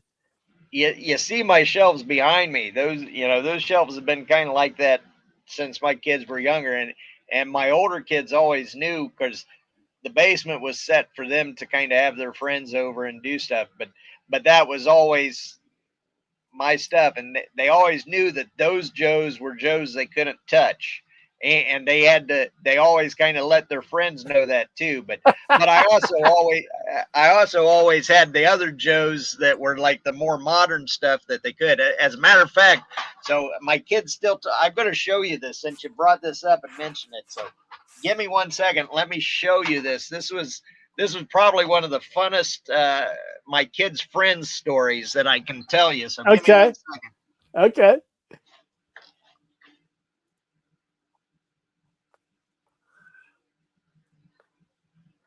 All right. Oh So boy. so we all know about this infamous snake here, We right? know that one. Yep. All right. So the prize collection. This was mine when I was a kid. Oh, that's so cool. So that was mine when I was a kid. I think when and I don't remember which of my sons had their friends over. They were probably 12 or 13. So, and my oldest is 28. Clayton is 26. So it goes back quite a few. I came down. There was like a group of their friends down here. I think they were playing Guitar Hero or something like that. I came down, and one of their friends had this by the tail and was sitting there doing this with it. Oh. There's that old Ben Cosby episode where his mom had a conniption. I think I actually experienced that conniption that day when I saw that kid sitting there swinging this by the tail. Needless to say, I don't think I left a very good impression on their friends that day. I was like, please put that back and don't do that. That's worth more than like. So I suppose that's probably the downside of having a dad who is a vintage toy collector. Yeah, I'm with you. So it's funny that you mentioned that. So I used to, several years ago, when my son was probably 3 or 4, he's 7 now, he'll be 8 soon. I would have buddies, we'd sit down here and I have a little bar off to the side of, and you've been in my basement. You know what my basement looks like. I have that bar that has, where we had the G.I. Joe meeting. I'd sit down there and watch college football or pro football with my buddies, and Ollie would be down in the basement playing. So one night we're sitting down there drinking beers, and I don't know where he's at. He's in the basement somewhere. Well, he'd come in here and he'd started pulling boxes and everything and opening foot lockers. And the next thing you know, throughout the whole basement, he has a G.I. Joe camp made up of just all these different vintage things. And one of the things was I have the old white tiger tent with the metal poles and the plastic grommets. Yeah. And he was trying to set that tent up. And I was like, he had it strung out everywhere. And I'm like, oh my God, I hope you didn't lose one of those plastic grommets, because it was a complete tent. And I'm sitting there trying to watch this college football game. I've got like maybe 3 beers in me, and I'm having an anxiety attack looking back at him playing with these toys. Like, what do I do? So I just finally just said, fuck it. And I'll just figure it out later. So, but he had so much stuff out. Like, I didn't realize how much a 4-year-old could get so much shit out and just string it around everywhere. And I was just like, oh my God. So yeah, I know. I unfortunately, Ollie, he just started having friends. So he has one little boy that comes over and plays, but he doesn't really like toys very much. He likes to play sports, so which is fine with me. So, but they know not to come into the Taj Mahal here and start messing with shit. Yeah. So, although I probably tempered a little bit, so I'll have our grandkids will kind of come over, and so I'm like, I let them do things that I didn't let my kids do. It's like, it's like, yeah, let's go ahead and play with that. And so I guess maybe age kind of does that to you, and you kind of realize, it is just stuff. And it's like, rather than kind of get too upset about it, I'd rather them have a good experience. And I can fix it anymore now. James Kessler wants to know about the Intruder Power Armor, which is an item that you had on your page, which is really cool. So, yeah, you're talking about this? Yeah, that's cool. Yeah, it's still quite the challenge. So we're still working quite a bit of stuff out with that. So haven't quite figured that one out. So that was another project that I was working on and then kind of got pulled from it. And so I hope to get back to that here pretty soon. And the other thing that I've kind of been working on now, I stayed away from this because there's another guy that used to do the Super Joe armor. Oh, yeah, I remember that. Yep. So, and of course, he's a great guy, but haven't heard anything from him for a while. But so he used to do these and used to sell them quite a bit. So I stayed away from him. But since he hasn't kind of been involved, I I actually was doing something else that I needed this for, so I kind of started with that, and Uh-huh. that's probably going to be about ready too. I just got to do the belts and kind of come up with some different things with that. Now, is it Um, going to be 1/8 or 1/6? Are you going to do both? um, well, I was looking at it from a 1/6 scale, but yeah, Yeah. it can be done. It can be done both. The Super Joe. I've done several things for Super Joe. Of course, I had Super Joe and I like Super Joe, but um, to be quite honest, it just doesn't. I just don't. For whatever reason, I don't know why. Most of what I sell is 1/6 scale. Yeah, I I think just don't. I don't have that much of a just don't get as much of a response for the Super Joe stuff or any of the 1/18 scale. Um, and I've done a lot of other things for like some of the other lines. I've done things for Major Matt Mason. I've done things for Big Jim. I've made things for $6 Million Man.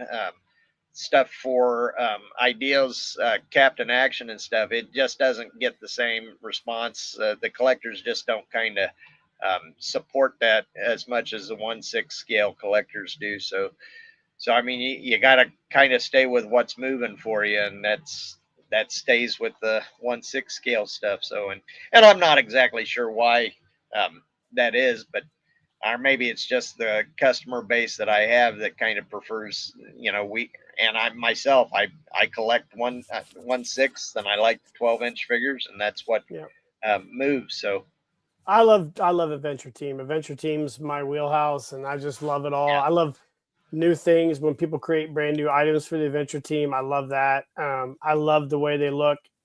I love making outfits for them. I just love Adventure Team, and it's just something. It's never going to go away. It's just something I love. yeah, I get into different types of tangents that I want to kind of go off. So like lately, it's been like on the kind of redoing some of the Mister Action, doing. I've always kind of wanted to do these because I got several intruder figures that need those as Yeah, well. So I think we kind of, all do. yeah, we all do. So working on stuff like that. I kind of went on a tangent as far as like kind of developing different backpacks and different types of accessories that were kind of going from the 3 and 3 that were inspired by the 3 and 3/4 inch line or some of the other figures that I could do on the 1/6 scale stuff. So yeah, I see something that I'm like, hey, that's really cool. I want to kind of do that. And that kind of is. So in that way, I'm probably kind of a little ADHD too, where I just kind of, oh, squirrel, there's the next thing for me to go after. That's how I am too. Yeah, that's how I am with Japan auctions. I got to stay off of it. Like it's a problem, but it's a good problem to have. I could have a way worse addiction than that probably. Um, so man, as we wrap this up, what do you got? What's going on in the future for you? Like, what do you got coming up? Well, of course, be Kentuckiana in a couple of weeks. With that, I probably will be at the Hershey show and going out to Hershey. Of course, that's some of my.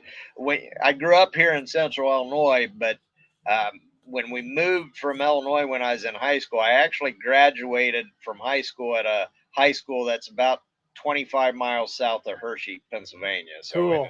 a town called Dallastown, Pennsylvania, is where I ended up my junior and senior year was spent out there before I went to Shippensburg University in Pennsylvania.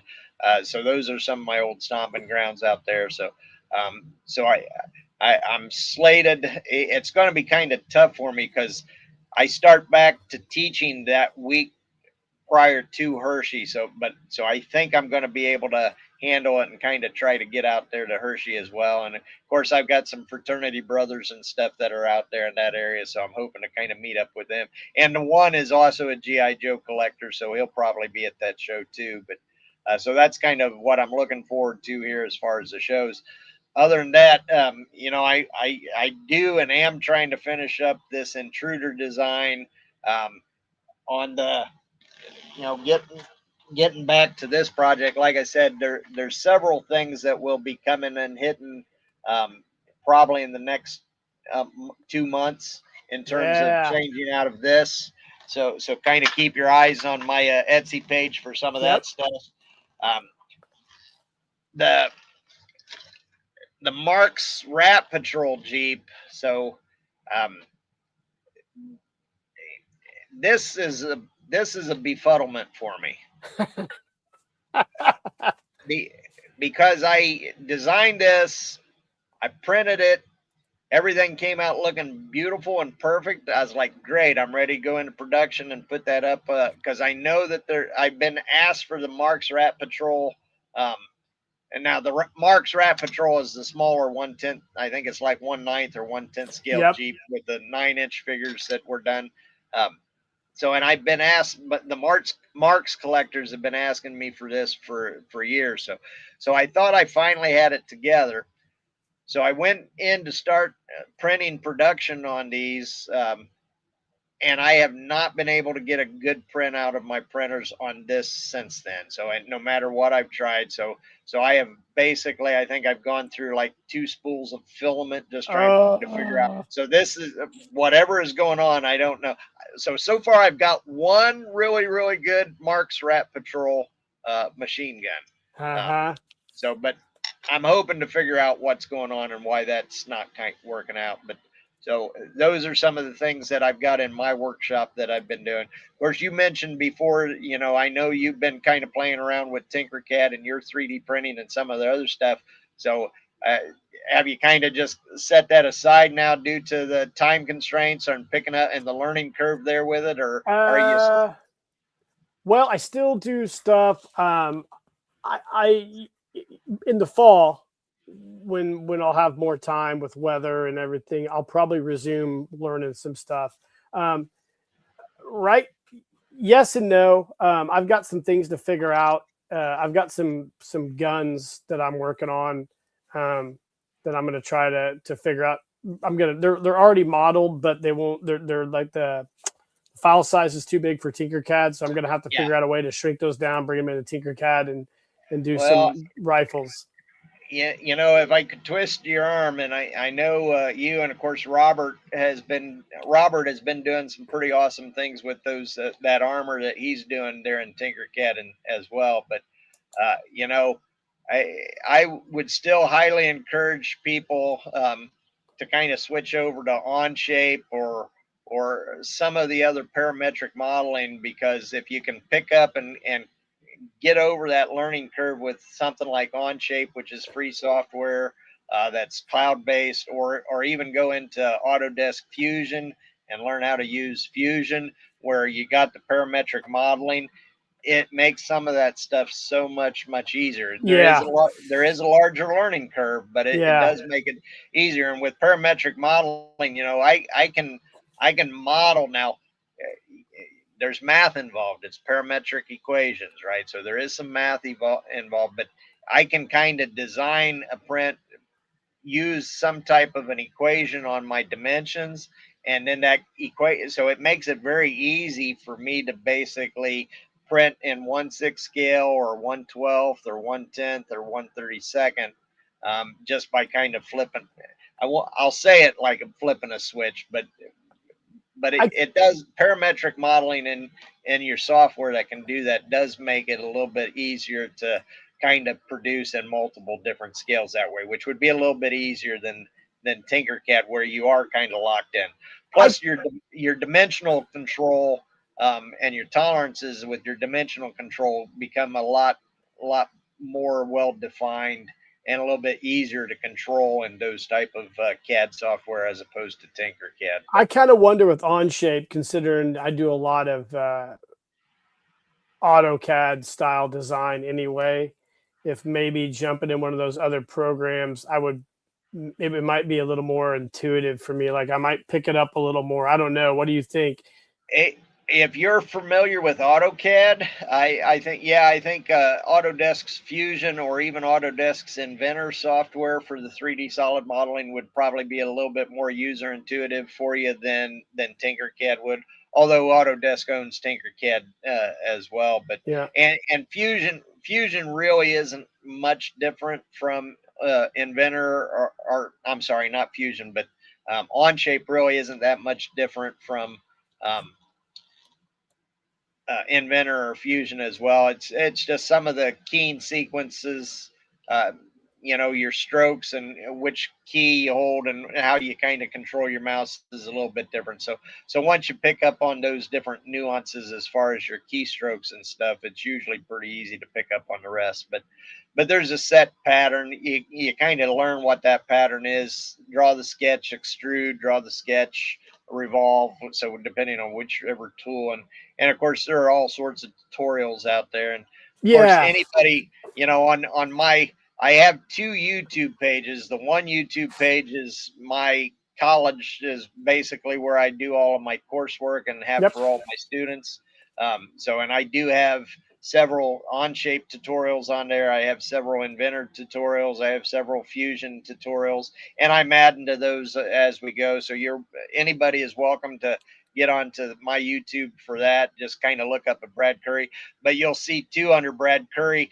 The one shows me teaching. That's going to have all of my tutorials, and you can go on to different playlists for that to see my tutorials there. Or the other one, I think there's I've got like an old drawing. I think it's of a robot or something. I don't remember on my other one, which kind of goes back to my original YouTube page with all of the, when we had the toy store with all the Be Active toys. And I'm starting to migrate, because for about the last 5 years I've solely used my educators YouTube for everything, whether it was my tutorials for my classes or whether I was doing some of the stuff that I kind of put online for the hobbies and stuff. But so about a year ago, I kind of brought back up the Be Active Toys YouTube that has me actually. When my youngest, I think when he was like 12 years old and he saw how many subscribers I had on that original YouTube. He's like, "Oh, Dad, you're an OG YouTuber," because was doing YouTube since 2007, and so he thought I was Early. OG YouTube with that. So, so I've been starting to kind of use that that YouTube account again for most of the things that I'm doing here on the 3D printing and for the Be Active Toys for the actual side business, just to try to keep my education side stuff. Separate. Sometimes my students get my hobbies, sometimes they don't. So Yeah. I kind of Yeah. figured from a professional standpoint, I should probably kind of keep them Keep them separate. separate. Yeah. Yeah. I get that. I get that. That's understandable. Well, man, this has been awesome. You'll have to come back on again and talk some Definitely. more stuff. This has been really fun. I know, like I said, we've known each other for a long time. We probably need to catch up more, and hopefully one of these days I can go to a show Yep. and meet up with you, or just meet up with you sometime on like a weekend or something, because we don't live that far away Hey, from each other. we don't. And anytime you're up here in Monticello, just shoot me a message and stuff, so we can always meet up. Or I know you go over, because you were going to Champaign to what was that, the Black Dog. Black Dog quite a Oh bit yeah, there too. So if you're up in Champaign, just go ahead and shoot me a message. I will. If I'm available, I'll come over. So Are you going to go? Do you go to the toy show in Iowa? I that has been on my slate to go, but I have not been yet. So Yeah, these guys are trying to talk me into going to that. My sister just moved to Iowa. She moved to okay. Hiawatha, whatever. They moved from Omaha to Hiawatha. My sons are Which super excited. But one are you talking? Are you talking about the one in Dayton, or are you talking about the one in Cincinnati? in Iowa, it's Iowa. Oh, I'm sorry, in Iowa. So Iowa. I'm I think thinking it's I'm thinking Ohio, because I that's think the it's one Des Moines. I think it's Des Moines Toy Show. I that think one it's. I haven't been. I heard it's a pretty good one. Okay. So I'll try to. I'll look it up. I know Hey, I was on the live stream. in Some guys were telling me about it. now there is there is a GI Joe show that is over in Iowa there too. That one I do have planned. I that one is on my radar to go to. I just haven't. It hasn't worked out yet on the weekends. I've had other stuff going on, but hey, road trips are always possible. Yeah, If you're heading to Iowa, so I'm like right between, and then we can kind of ride yeah. share over. So What is it? Do you know what is it in the fall? Is that the one you're thinking of? Yeah, I want to say it's in November, I think, maybe, or October, November. Yes. something So like that. I think this is the same one. We'll have to look it up. I'll have to figure it out. Anybody out there who knows? But what is yeah, it? Code is that the code name? I can't remember. If somebody's in the comments, probably would know. Maybe Code name not. Iowa, I think is I heard that it's a good show. one. The guys told me So it's a really good one. But yeah, that's assembly required. Code name Iowa. It's November 13th and that's the 14th. one. And where's it Yeah. at? Is it Des Moines Let me see here. So, or Grand Rapids or nope, it's Cedar in Des Rapids? Moines. Cedar Rapids. Yeah, Des It's Moines. Okay, it's that's in Des cool. Moines. It's in Yeah, Des Moines. yeah, cool. I might have to think So about that. We'll see. See what my schedule looks like. yeah. It's So fucking well, not great. November 13th and 14th. We got to kind of put that on the radar. So I got so many things I want to go to. I still got to make the Mask Fest in Cincinnati. If they got a bunch of latex masks down there. It's a big convention. They have a bunch of Don Post Studios stuff. I want to go there. I'm gonna take my son to that. But yeah, it's cool. Oh man, this has been super fun, Brad. I had a great time, man. You're awesome. You got a lot going on. Before we go, tell everybody where they can find you. well, on Etsy, you can go on, if you just type in Be Active Toys, that's B like a bumblebee, BEE, Active Toys on Etsy. So I'm sure that I'll pop up, or you can do a Google search to find me. And of course, we're on eBay as well, and on Facebook. If you're on Facebook, just Be Active Toys on Facebook. We'll get you to our site as well, get you to my site there as well. So And your YouTube channels, are they? Do you have them they, linked on your Facebook?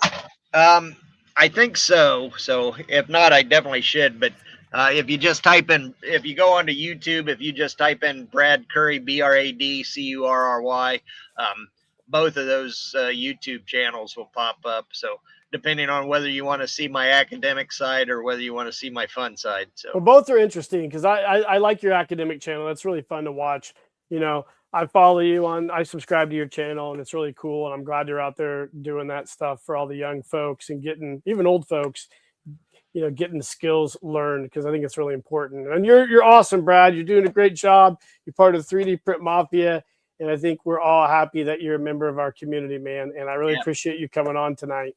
And Jeff, I thank you for having me on. So I appreciate all of your stuff that you're doing there too. So when I get a chance, I watch your different videos there as well. So it's always kind of fun to excite, and even on Facebook, I do enjoy seeing you and how you brought your son into the hobby and how you get your son interested in it I'm too. Because trying.